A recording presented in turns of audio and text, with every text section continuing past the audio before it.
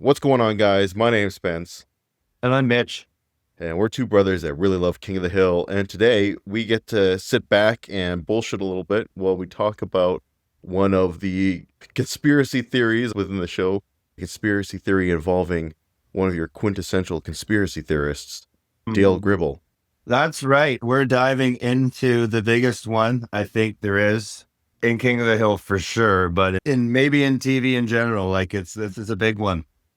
Yeah, and there's definitely a lot of speculation out there, and I'm excited to add our thoughts to it. So we're going to be talking about whether or not Dale actually knew about Nancy cheating on him the entire time.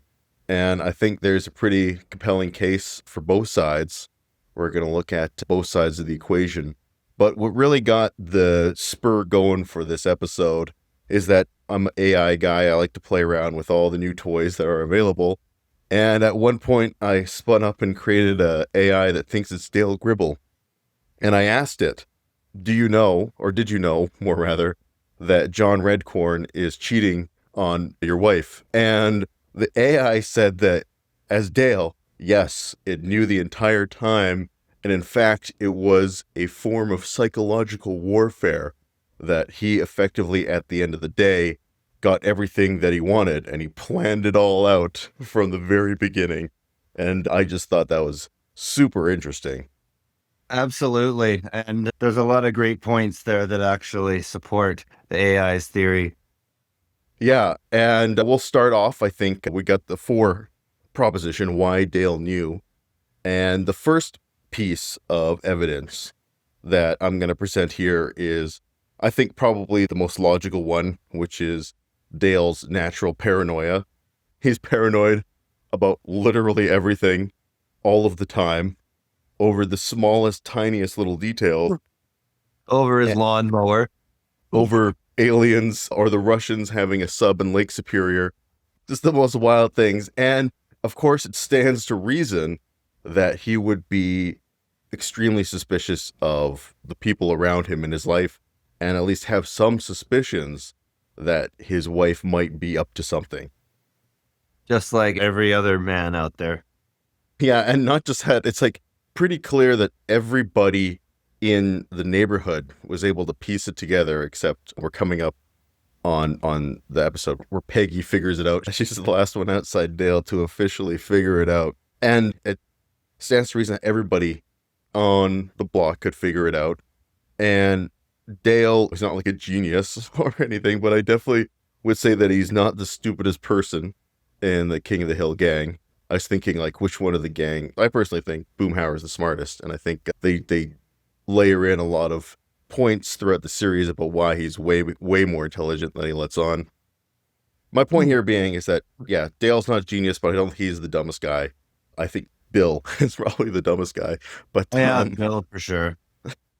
yeah, and even Bill has figured it out. To say that Dale hasn't, I think it stretches logic a little bit. What do you think about that? I 100% agree because I just can't. It's hard to fathom to me.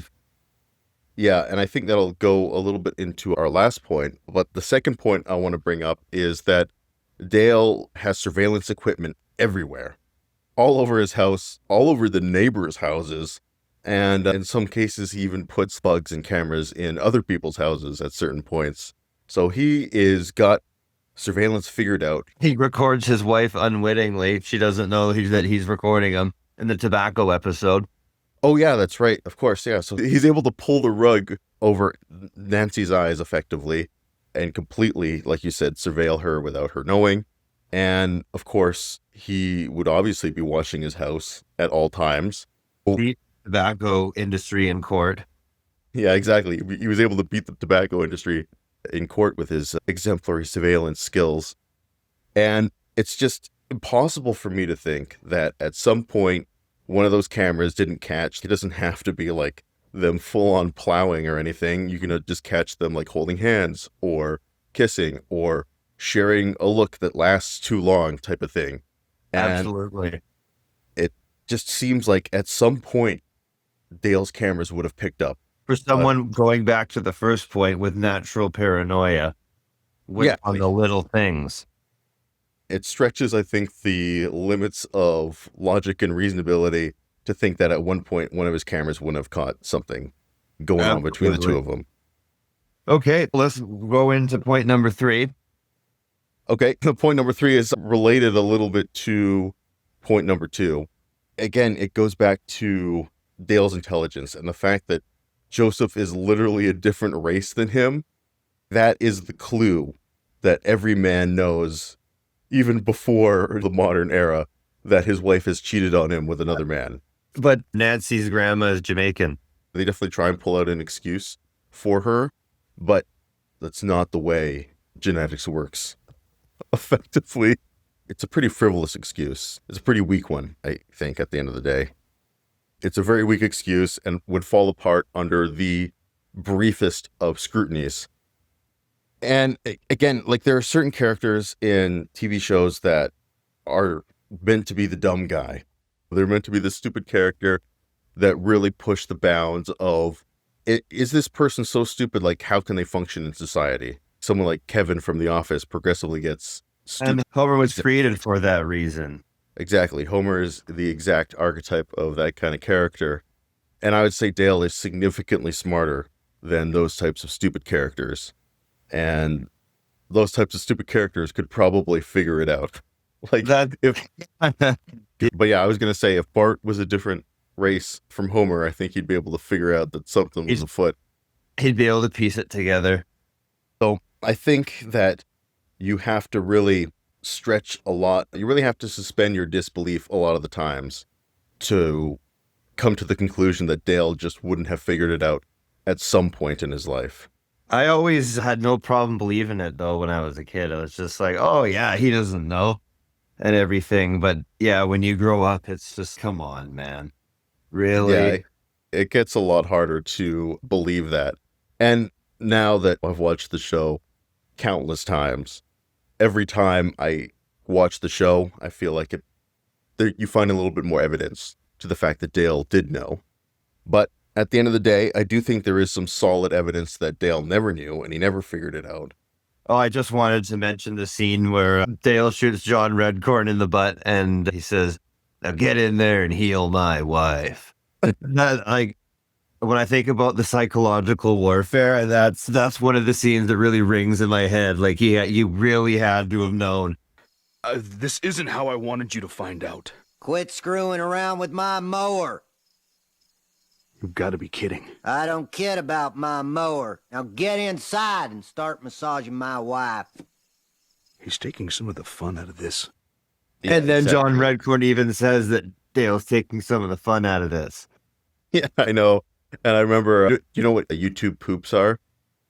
No, I don't. Okay, so these are like older things. They don't exist now, but this is like an older YouTube thing. This is where you remix like an old show and you maybe add in different scenes or make it so the characters say different things. And there were a couple really clever ones for King of the Hill, but I remember one where they took that scene and they replaced it with Dale saying, get in there and start fucking my wife. And it's, yeah, it was very clear that scene was pretty much, I think, there to show that he probably knew at some point. I think that's definitely one of the stronger pieces of evidence. Absolutely. That one I always think of. But yeah, we're going to go into against. For against, one of the things that I think is worth bringing up is the fact that Dale does show blind spots in his extreme paranoia when it comes to people close to him other than Nancy. There are certain points where Hank is able to effectively pull the wool over his eyes and Dale should have figured it out, but because he naturally trusts Hank, in fact, I believe at certain points he says that Hank is literally the person on the planet that he trusts the most, Hank's able to fool him. Yeah, the Mr. Big episode, that's a great one. Give it! Pocket sand. Yeah, that's one of the ones I'm thinking of. It's like the Mr. Big episode where they The hire him Soldier as of Fortune magazine. a soldier of fortune. And another one that you mentioned is where they steal Dale's lawnmower. And Yeah.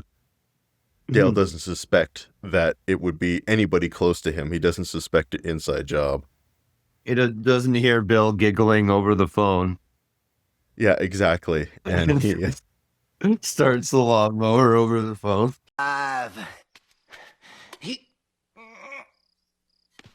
This is where all the preparation pays off. The binging, the purging, the constant inoculations. It's me.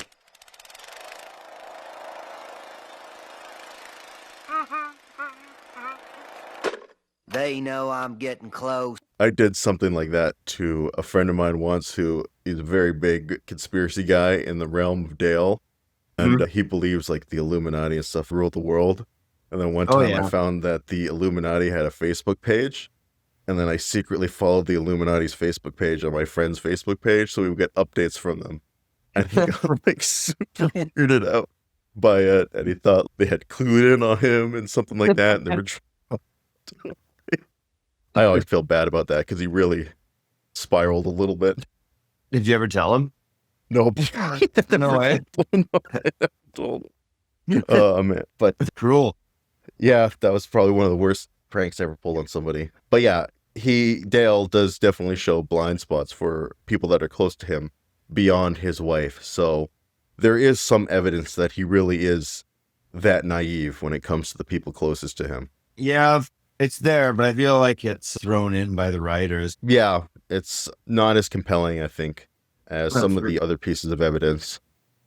And one of the more compelling pieces of evidence, I think, is that Nancy is a conniving cunt. I don't think that I am going to be hurting anybody here by not mincing my words. She is one of the least, if not the least liked character in King of the Hill. And it's not difficult to figure out why. Start my new beginning. Why is God punishing me? Why, Shug?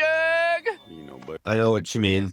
But yeah, she's not stupid either. She's there's the episode where she goes to Dallas and we find out just how calculating she is. Yeah, exactly. And I would feel like if anybody could hide an affair like that, it would be her. And especially because when it comes to the surveillance, she would probably have at least some idea of where Dale would be hiding the cameras and stuff like that. Yeah. So she could be able to work around them. Master of the game of cat and mouse. Yeah, exactly. So it's definitely possible. And like you said, we've seen how calculating she can be and underhanded she can be. So it's definitely possible. Yeah, I think that might be the most compelling one there. Yeah. And then I think the last one that you brought up is also very compelling. The amount of mental fortitude and restraint it just takes to accept another man plowing your wife. And to just stick to the plan, eh? Exactly. To stick to the plan for so long. It takes almost a superhuman level of resilience and restraint. I know I could never, if that were happening to me, I couldn't ever play the long game like that, like Dale could. I would not have that kind of restraint. But the thing is that it worked, though. Yeah, exactly. John Redcorn fell apart. Yeah, he fell apart. Their relationship fell apart. And at the end of the day, another man is raising your child. That was Dale's trump card. Exactly. And that's one thing the AI brought up is that was my ultimate victory. Yeah, he got the wife, but I got the family, effectively.